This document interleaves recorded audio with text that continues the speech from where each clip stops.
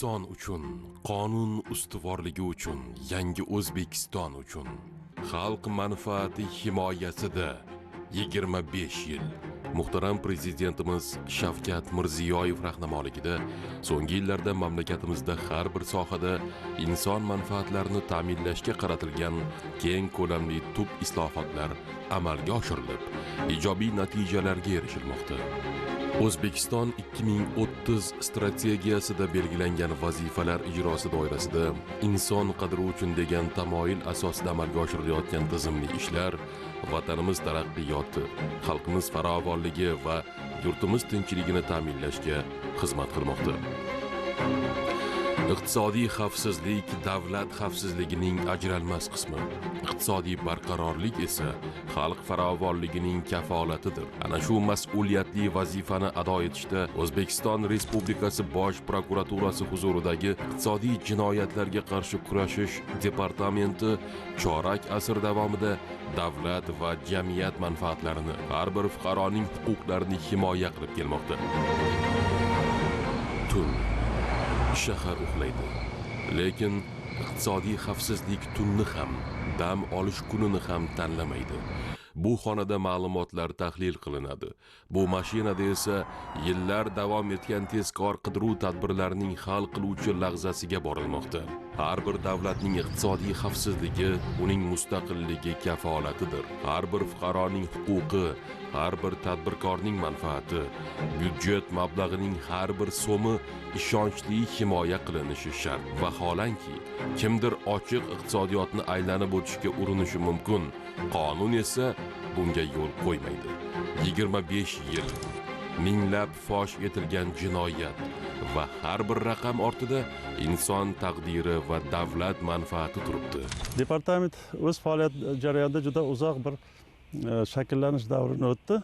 Tezkor qidiruv faoliyati to'g'risidagi qonunda departament vakolatli davlat organi sifatida tezkor qidiruv faoliyatini amalga oshirish vakolatiga ega bo'ldi. Departament oxirgi yillarda, ayniqsa mana shu 2018 dan boshlab tubdan ya'ni o'zgardi. Departamentning qiyofasi ham, uni faoliyat yo'nalishlari ham shakllanish, ya'ni bosqichlarini bosib o'tdi va hozirgi kunda bu sohada muvaffaqiyatli ishlar olib borilyapti. Albatta bu tezkor qidiruv faoliyati amalga oshiruvchi organlar ichidagi muhim bir o'rniga ega bo'ldi desak to'g'ri bo'ladi. Talab qat'iy bo'ldi. Har bir xodim attestatsiyadan o'tdi. Tahliliy fikrlash asosiy mezonga aylandi. Valyuta huquqbuzarliklarining yagona kompyuter bazasi yaratila boshlandi. Shunday qilib, ushbu bosqichda departament soliq sohasidagi nazoratdan valyuta va moliyaviy xavfsizlikni ta'minlovchi ixtisoslashgan organga aylandi. Davlat rahbariy islohotlari bizning yo'l chirog'imiz. Yangi O'zbekistonda har bir islohotlarning markazida inson turadi. Har bir qaror ortida xalq manfaati, har bir o'zgarish ortida adolatga intilish mujassamdir. Departament davlat rahbarining inson qadri uchun hamda xalq davlat idoralariga emas, davlat idoralari xalqqa xizmat qilishi kerak degan tamoyillarini o'z faoliyatining bosh mezoni sifatida qabul qilgan. 2017-yildan boshlangan yangi O'zbekiston islohotlari huquqni muhofaza qilish tizimini ham tubdan yangiladi. 2018-yil 23-maydagi farmoni bilan departament organi tamomila qayta tashkil etildi va hozirgi nomini oldi. Idora iqtisodiy va korrupsiyaviy jinoyatlar, jinoiy daromadlarni legallashtirish hamda terrorizmni moliyalashtirishga qarshi kurashuvchi mustaqil ixtisoslashtirilgan huquqni muhofaza qiluvchi organ maqomini oldi. Eng muhimi, falsafa o'zgardi. Halol tadbirkorga himoya, qonunbuzarga esa muqarrar, lekin adolatli javobgarlik. Qonun buzgan xo'jalik subyektiga avval belgilangan muddat davomida zararni qoplash imkoniyati beriladi. Faqat shundan keyingina jinoyat ishi qo'zg'atiladi. Maqsad adolat. Tizimda zamonaviy axborot kommunikatsiya texnologiyalari, elektron ma'lumotlar bazasi va tahliliy dasturlardan samarali foydalanmoqda. Nazorat va tahlil mexanizmlarini takomillashtirish, ijro intizomini kuchaytirish hamda tizim faoliyati natijadorligini baholash departament organlari faoliyati samaradorligini ta'minlamoqda. Yashirin iqtisodiyotni qisqartirish bo'yicha izchil siyosat ikki muhim hujjatda o'z ifodasini topdi. O'zbekiston Respublikasi Prezidentining 2024-yil 16-yanvardagi farmoni bilan yashirin iqtisodiyotga qarshi kurashish va tadbirkorlik uchun qulay shart-sharoit yaratishning ustuvor yo'nalishlari belgilandi. Qonunchilik darajasida ham mustahkamlandi. 2025-yil 25 fevraldagi O'zbekiston Respublikasi qonuni bilan iqtisodiy jinoyatlarga qarshi kurashish tizimi takomillashtirilishi munosabati bilan qator qonun hujjatlariga o'zgartirish va qo'shimchalar kiritildi. Qonun bilan departamentga dastlabki tergov yuritish vakolati berildi. Jinoyat protsessual kodeksining 35 va 344 moddalariga kiritilgan o'zgartirishlarga muvofiq dastlabki tergovni endi prokuratura, ichki ishlar va davlat xavfsizlik xizmati tergovchilari qatorida departament tergovchilari ham olib boradi. Korrupsiyaga qarshi kurashish to'g'risidagi qonunga ham idoraning tergovga qadar tekshiruv va surishtiruvdan tashqari dastlabki tergov vakolati mustahkamlandi. Shuningdek, departament davlat rahbarining har bir islohotini chuqur anglab, uni hayotga tatbiq etadi va xalqning har bir murojaatiga labbay deb javob beradi. Idora faoliyatining asosida sodda, lekin qat'iy tamoyil yotadi. Prezident tomonidan belgilangan strategik yo'nalish va ko'rsatma butun jamoa tomonidan so'zsiz o'z vaqtida va sifatli ijrosini ta'minlashdir. Moliyaviy razvedka va tezkor qidiruv faoliyati. Moliyaviy razvedka jinoiy pulning izini topish san'atidir. Departament zimmasida ushbu sxemalarni aniqlash, shubhali moliyaviy operatsiyalarni tahlil qilish va yetarli asos bo'lganda ularni to'xtatish vazifasi turibdi. Moliyaviy monitoring tizimi doirasida banklar, birjalar, notariuslar shubhali operatsiyalar haqida xabar beradi. Bu xabarlar qabul qilinadi, umumlashtiriladi, tahlil qilinadi va tekshiriladi. Qonunda belgilangan asoslar mavjud bo'lganda operatsiya muayyan muddatga to'xtatib qo'yiladi. Shu tariqa jinoiy pul yo'lda qoladi. Moliyaviy razvedka ma'lumotlarni qabul qiluvchi tuzilmadan jinoiy mablag'larning harakati, ularning yo'nalishi, manbasi hamda benefitsiar ishtirokchilarni tahlil qiladigan alohida analitik institutga aylandi. 2021-yilda tashkil etilgan strategiya moliyaviy razvedkani yangi bosqichga olib chiqdi. Bunda xavflarni baholashga qaratilgan asoslangan yondashuv, parallel moliyaviy tekshiruv, idoralararo hamkorlik, aktivlarni izlash hamda xalqaro hamkorlik ustuvor yo'nalish sifatida mustahkamlandi. Buning natijasida 8 mingdan ortiq subyektlarning 122 trillion so'mlik shubhali moliyaviy operatsiyalar tahlil qilindi. Byudjetga yetkazilgan 8 trillion so'mlik zararlar aniqlandi. Shuningdek, 50 trillion so'mlik soliqlarni to'lashdan bo'yin tovlash holatlari fosh etildi. Bugungi kunda iqtisodiy jinoyatlar milliy chegara bilan cheklanmaydi. Shu bois O'zbekiston moliyaviy razvedkasi Egmont guruhi va shunga o'xshash xalqaro tashkilotlar bilan samarali hamkorlik doirasida transchegaraviy jinoiy sxemalarni, xorijiy kompaniyalarni, soxta kompaniyalarni, xorijiy hisobvaraqlardagi mablag'larni hamda yashiringan benefitsiarlarni aniqlashda faol ishtirok etib kelmoqda. Departament tomonidan xalqaro hamkorlikni rivojlantirish, O'zbekiston Respublikasining xalqaro majburiyatlari va shartnomalariga muvofiq xorijiy davlatlarning vakolatli organlari, xalqaro ixtisoslashgan va boshqa tashkilotlar bilan hamkorlik qilish sohasida qator ishlar amalga oshirildi. Ko'p tomonlama hamkorlik doirasida departament jinoiy moddalarni legallashtirish va terrorizmni moliyalashtirishga qarshi kurashish bo'yicha Yevroosiyo guruhi, mustaqil davlatlar hamdo'stligi ishtiroki davlatlarining moliyaviy razvedka bo'linmalari rahbarlari kengashi, mustaqil davlatlar hamdo'stligi ishtiroki davlatlarining soliqqa oid tergov organlari rahbarlarining muvofiqlashtiruvchi kengashi, moliyaviy razvedka bo'linmalarining Egmont guruhi va Birlashgan Millatlar Tashkilotining giyohvandlik va jinoyatchilik bo'yicha boshqarmasi tomonidan tashkil etilgan korrupsiyaga qarshi kurashuvchi huquqni muhofaza qiluvchi organlar global tarmog'i a'zosi hisoblanadi. 178 ta mamlakat ichida O'zbekiston texnik muvofiqlik reyting ko'rsatkichlari bo'yicha 76-o'rinni, tizim samaradorligi ko'rsatkichlari bo'yicha 21-o'rinni qayd etdi. O'tgan davrda departament tomonidan tezkor qidiruv faoliyati, dastlabki tergov va moliyaviy razvedka sohalarida AQSh, Janubiy Koreya, Yaponiya, Indoneziya, Lyuksemburg, Saudiya Arabistoni va shu kabi 40 ga yaqin davlatlar vakolatli organlari bilan bitim va memorandumlar imzolanib, o'zaro axborot almashish uchun huquqiy asoslar yaratilgan. Departament O'zbekiston Respublikasining moliyaviy razvedka bo'linmasi sifatida 180 dan ortiq xorijiy davlatlar moliyaviy razvedka bo'linmalari bilan Egmont guruhi doirasida xalqaro hamkorlikni amalga oshirib kelmoqda. Shuningdek, departament jinoiy daromadlarni legallashtirishga va terrorizmni moliyalashtirishga qarshi kurashish milliy tizimining muvofiqlashtiruvchisi sifatida FATF xalqaro standartlariga O'zbekiston amaliyotining muvofiqligi yuzasidan 2 marotaba o'zaro baholanish o'tkazilishini ta'minlagan.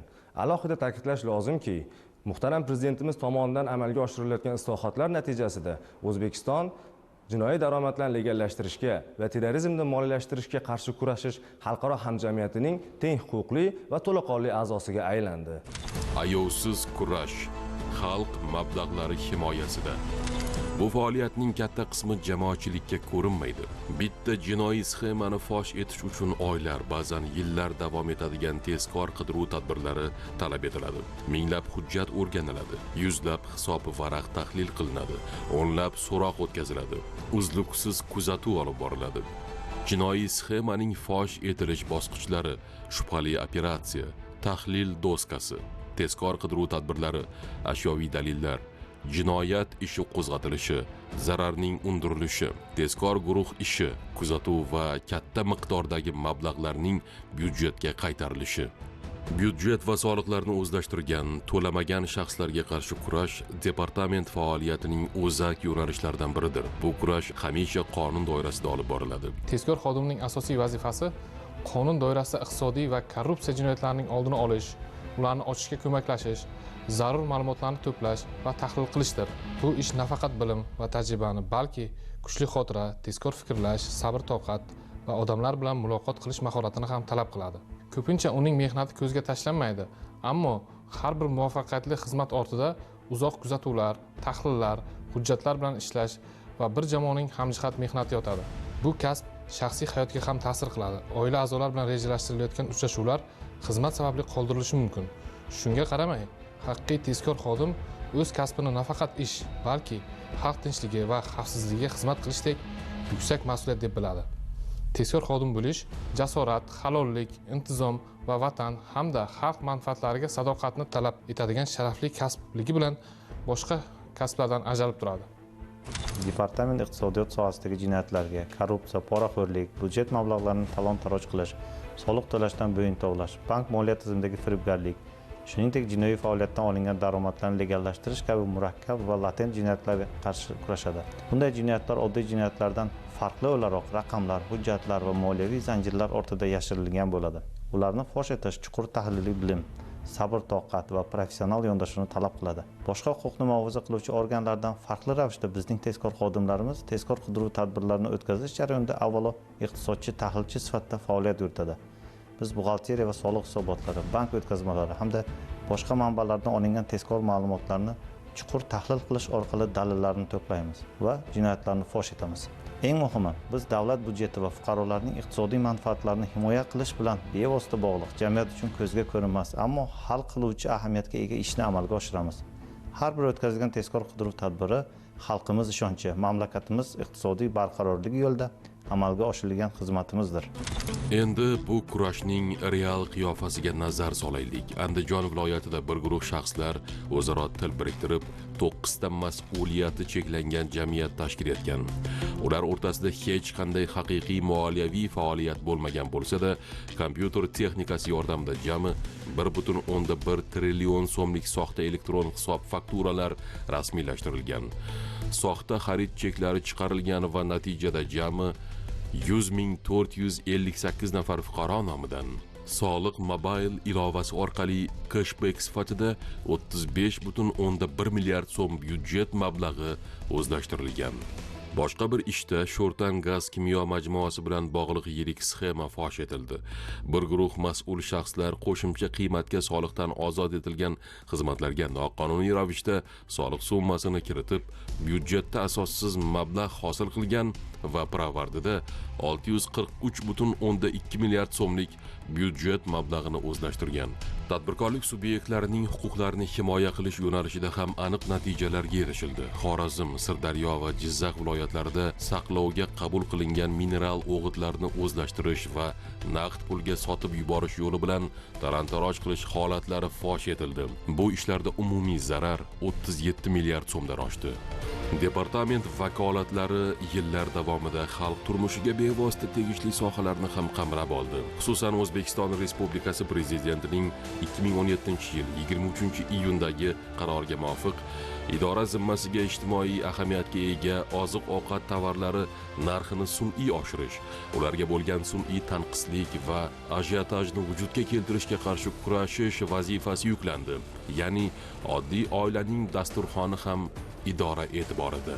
2020-yil 24-noyabrdagi farmon bilan esa elektr, issiqlik energiyasi, gaz va vodoprovoddan noqonuniy foydalanish bilan bog'liq jinoyatlarni aniqlash, bartaraf etish va ularning oldini olish vazifasi ham departament va uning hududiy bo'linmalariga yuklatildi. Buning amaliy natijasi sifatida, masalan, Toshkent viloyatida tijorat obyekti tomonidan umumiy tarmoqqa to'g'ridan-to'g'ri ulanish orqali 4 milliard so'mlik elektr energiyasidan noqonuniy foydalanish holati fosh etildi. Iqtisodiy jinoyatga qarshi kurash mavhum tushuncha emas, u har bir fuqaroning kundalik hayotiga bevosita daxldordir.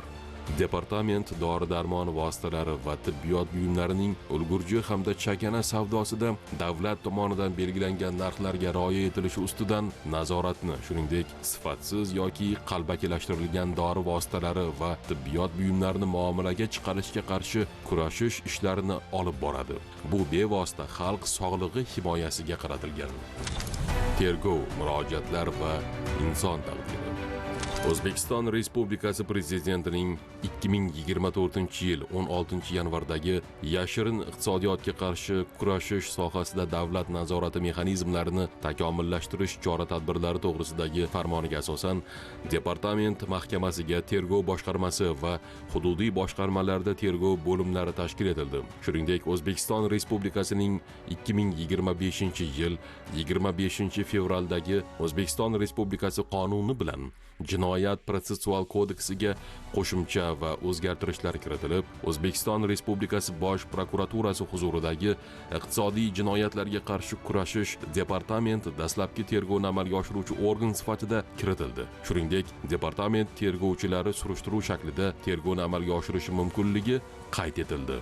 Departament organlari tomonidan 2026-yilning o'tgan davrida jami 2389 ta jinoyat ishlari bo'yicha dastlabki tergov harakatlari olib borilgan bo'lib, shundan 763 tasi ayblov xulosalari bilan mazmunan ko'rib chiqish uchun sudlarga yuborilgan, 112 tasi birlashtirilgan, 429 tasi tegishliligi bo'yicha yuborilgan, 236 tasi to'xtatilgan, 72 tasi tugatilgan va 777 tasi bo'yicha dastlabki tergov harakatlari o'tkazilmoqda.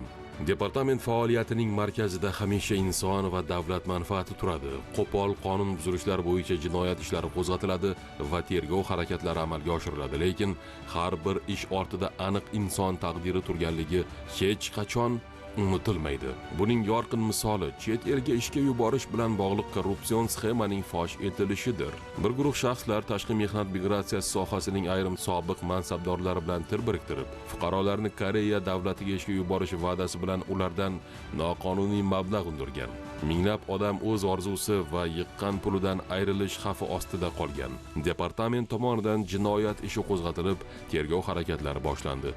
Jabrlangan fuqarolarga yetkazilgan zararni undirish choralari ko'rilmoqda.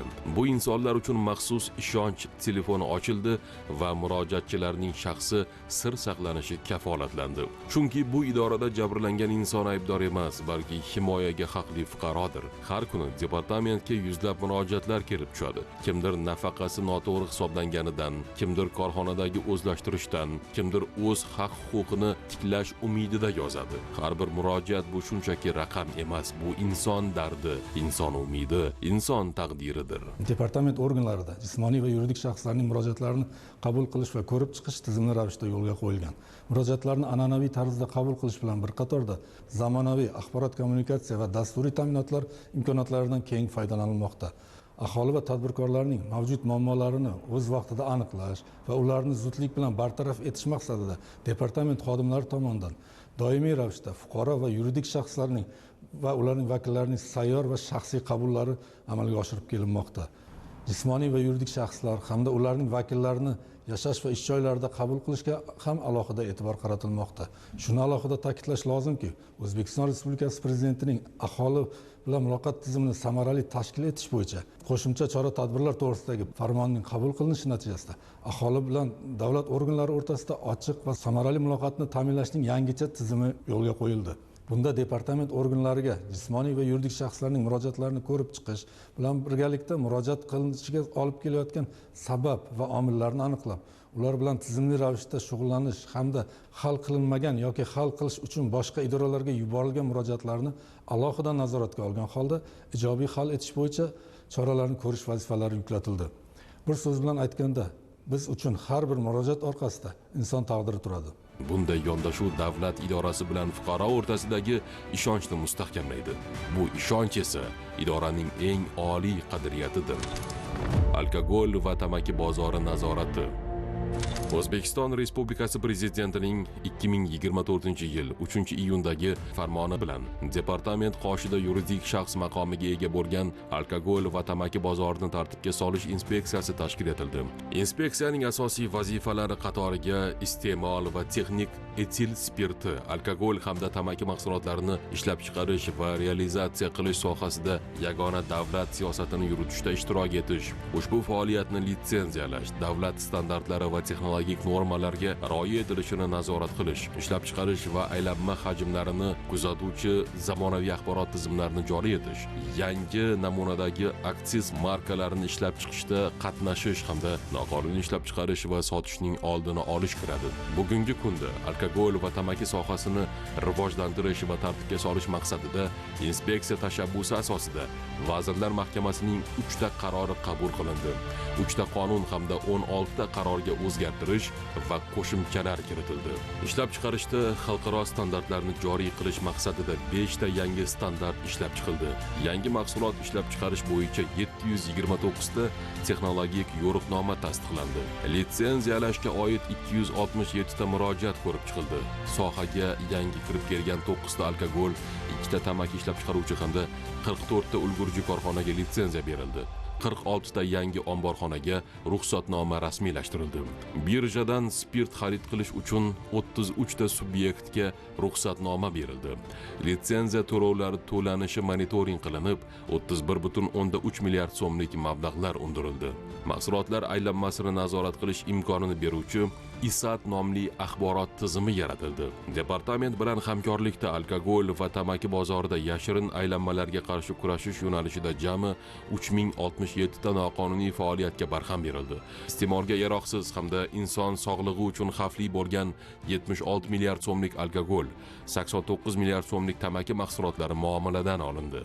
Birja savdolari orqali sotilayotgan spirtning maqsadli ishlatilishi ustidan kunlik nazorat o'rnatildi. Korxonalar tomonidan realizatsiya qilingan 8,1 million dekalitr spirtning maqsadli ishlatilishi joyiga chiqqan holda o'rganildi. Amalga oshirilayotgan ishlar natijasida 2025-yilda alkogoldan 2,5 trillion va tamakidan 3,1 trillion jami 5,6 trillion so'm aksiz solig'i to'lanib, avvalgi yilga nisbatan byudjetga 6% yoki 305 milliard so'm qo'shimcha aksiz solig'i undirilishi ta'minlandi. Tamaki mahsulotlari xufiyona aylanmasi 2024-yilda 19,6% dan 11,1% ga tushirilgan bo'lsa, 2025-yil yakunlariga ko'ra 7% ga qadar qisqarishiga erishildi. O'tgan davr mobaynida 1506 ta targ'ibot tadbirlari o'tkazildi. Shuningdek, inspeksiyaning ishonch telefoni faoliyati yo'lga qo'yildi. Inspeksiya tomonidan bu kabi vazifalar ijrosi izchil davom ettiriladi.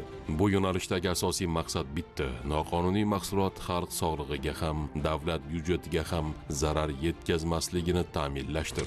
Sohani raqamlashtirish yo'nalishida mahsulotlar aylanmasini nazorat qilish imkonini beruvchi axborot tizimi yaratildi. Xavfni tahlil qilish dasturi ishlab chiqildi. Sohada nazorat kuchaytirilishi byudjet tushumlariga ham ijobiy ta'sir ko'rsatmoqda. Inspeksiya xalqaro standartlar, axborot tizimlari va sun'iy intellektni joriy etish, qonunchilikni takomillashtirish, idoralararo aloqalarni kuchaytirish, qalbaki markirovka, aksiz markasiz mahsulotlar va litsenziyasiz savdoga qarshi kurashish ishlarini izchil davom ettiramiz.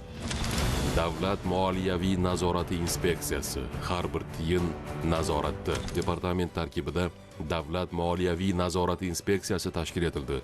2025-yil 25 fevraldagi O'zbekiston Respublikasi qonuni bilan Byudjet kodeksiga kiritilgan o'zgartirishlarga muvofiq davlat moliyaviy nazorati vakolatlari to'liq ushbu inspeksiyaga yuklatildi.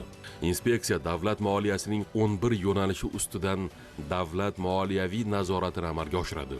Bunday keng qamrovli nazorat davlat pulining har bir yo'nalishda xalqqa yetib borishini ta'minlaydi.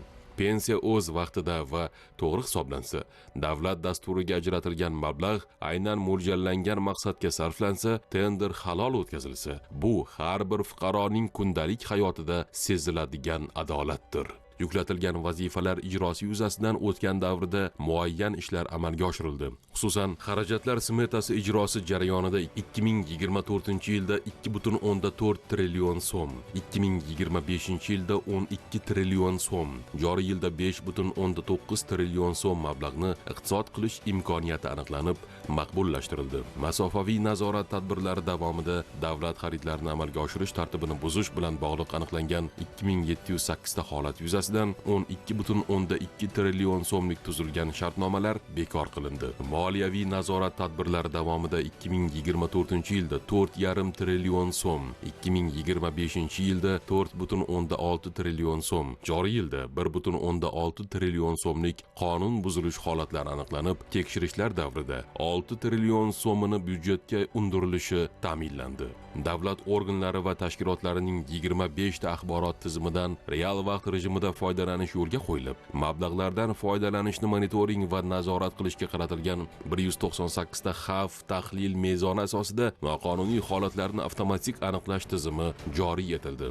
Inspeksiya tomonidan byudjet mablag'lari harakati bo'yicha xavfni tahlil qilish modullari takomillashtirilib, noqonuniy holatlarni avtomatik aniqlash tizimi joriy etilishi natijasida 75% byudjet o'tkazmalari va 95% davlat xaridlari jarayonlari masofaviy monitoring bilan qamrab olindi. Inspeksiya tomonidan byudjet mablag'laridan maqsadli foydalanish, asossiz xarajatlarni qisqartirish orqali mablag'larni iqtisod qilish borasidagi tadbirlari tizimlilik asosida davom ettirilmoqda. Tunu kun xalq xizmatida. Departament tomonidan qonunlar, O'zbekiston Respublikasi Prezidentining farmon, qaror, farmoyish va topshiriqlari, hukumat hujjatlari ijrosini o'z muddatida va to'liq bajarilishini ta'minlash choralari ko'rib borilmoqda. Jumladan 133 ta qonunchilik hujjatlari bo'yicha departamentga jami 321 ta topshiriqlar yuklatilgan. Shundan 222 ta topshiriqlarning ijrosi to'liq bajarilgan bo'lib, qolgan 99 tasining ijrosi davom ettirilmoqda. Departament organlariga yuklatilgan O'zbekiston Respublikasi Prezidentining farmon, qaror, farmoyishlari va topshiriqlaridan 90 tasining ijrosi to'liq ta'minlandi. 56 tasining ijrosi davom ettirilmoqda. Departament tomonidan yashirin iqtisodiyotni qisqartirish hisobiga byudjetga qo'shimcha manbalarni ta'minlash hamda iqtisodiy jinoyatlarga qarshi kurashish borasida berilgan topshiriqlar ijrosi yuzasidan tizimli ishlar amalga oshirildi. Xususan 2024-yil 16-yanvar kuni 10 trillion so'm qo'shimcha manba jalb qilish topshirig'iga muvofiq 2024-yilda byudjetga 15,9 trillion so'm tushum ta'minlandi. 2025-yil 27-oktyabr kuni 22 trillion so'm qo'shimcha manba jalb qilish topshirig'iga muvofiq 2026-yilda byudjetga 9,8 trillion so'm tushum ta'minlandi. Departament organlari tomonidan o'z faoliyatini strategik hamda tizimli tahlillar asosida amalga oshirib kelmoqda. Huquqbuzarliklarni oldini olish, tadbirkorlik subyektlariga qulay sharoitlar yaratish, ularning qonuniy himoyasini ta'minlashga qaratilgan 20 dan ortiq yangi normativ huquqiy hujjatlar qabul qilindi. 100 dan ortiq qonunchilik hujjatlariga tegishli o'zgartirish va qo'shimchalar kiritildi. Ochiqlik va kadrlar maktabi, yangi imij, yangi kelajak. Yangi davrning muhim belgilaridan biri ochiqlikning institutsionallashuvidir. Bu yopiq idoradan ochiq idoraga g'oyasining amaldagi isbotidir. Ochiqlik shunchaki axborot tarqatish emas, u jamiyat bilan ishonchga asoslangan muloqotdir. Prezidentimiz tomonidan ilgari surilayotgan inson qadri uchun tamoyili bugun yangi O'zbekistonda amalga oshirilayotgan islohotlarning bosh g'oyasi va ustuvor mezoniga aylandi. Ushbu ezgi tamoyil departamentning faoliyatini ham asosiy mezonidir. Konstitutsiyamizda inson, uning hayoti, erkinligi, sha'ni va qadr-qimmati oliy qadriyat sifatida e'tirof etilgan. Bu konstitutsiyaviy tamoyillar faoliyatimizning huquqiy va ma'naviy asosini tashkil etadi. Ochiqlik, shaffoflik, adolat, qonun ustuvorligi departamentning bosh tamoyilidir. Biz korrupsiyaga qarshi murosasiz kurashish, qonuniylikni ta'minlash, huquqbuzarliklarning oldini olish, fuqarolarning huquq va qonuniy manfaatlarini ishonchli himoya qilishni o'zimizning ustuvor vazifamiz deb bilamiz. Xalq ishonchi biz uchun eng yuksak baho, katta mas'uliyatdir.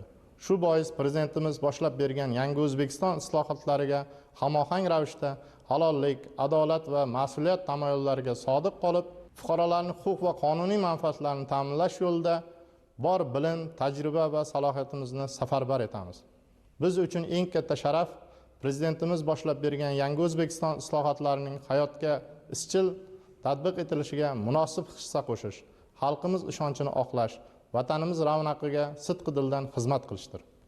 O'zbekiston Respublikasi Prezidentining 2024-yil 8-iyuldagi farmoni bilan tasdiqlangan O'zbekiston Respublikasi Bosh prokuraturasi huzuridagi Iqtisodiy jinoyatlarga qarshi kurash departamentida xizmatni o'tash to'g'risidagi nizomga asosan xodimlarning xizmat o'tash tartibi belgilangan. Departament organlaridagi xizmat qonuniylik, inson huquq va erkinliklarini hurmat qilish va ularga rioya qilish, adolatlilik, oshkoralik, nazoratda bo'lish va hisobdorlik tamoyillariga muvofiq amalga oshirib borilmoqda.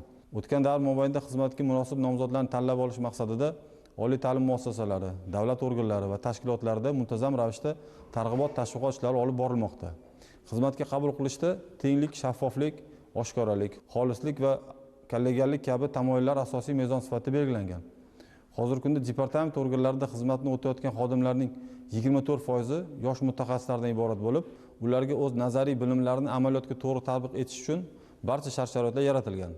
Tajriba maktabi va ustoz-shogird an'analarini takomillashtirish maqsadida xizmatni o'tayotgan yosh mutaxassislarga tajribali xodimlar murabbiy sifatida biriktirilgan.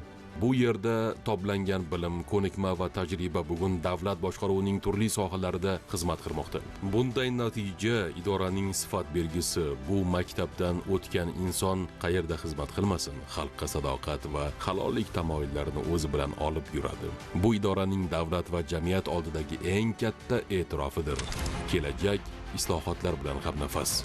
Departament tarixi bu nafaqat bir tashkilot tarixi, balki davlat iqtisodiy xavfsizligini ta'minlash va xalq manfaatlarini himoya qilish yo'lidagi 25 yillik xizmat tarixidir. Idoraning har bir o'sish bosqichi davlat rahbarining aniq islohot hujjatidan tug'ilgan.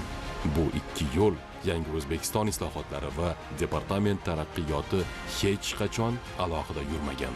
O'zbekiston 2030 ufqlari, to'liq shaffof iqtisodiyot, naqdsiz hisob-kitoblar, raqamli tahlil va sun'iy intellekt asosidagi xavf monitoring. Demak, oldinda departamentning ham yangi bosqichi turibdi. Yangi O'zbekistondagi islohotlar bilan birga bu idora o'sadi. Qisqasini aytganda, o'tgan chorak asrlik davr mobaynida departament tomonidan davlat iqtisodiy xavfsizligini ta'minlash va xalq manfaatlarini himoya qilish yo'nalishida salmoqli natijalarga erishildi. Kelgusida idora oldida mazkur yo'nalishlardagi ishlarni yangi bosqichga olib chiqishdek yuksak mas'uliyatli va sharafli vazifalar turibdi. Bu xizmat xalqimiz va davlat rahbarimiz ishonchini sidqidildan oqlab davom etadi.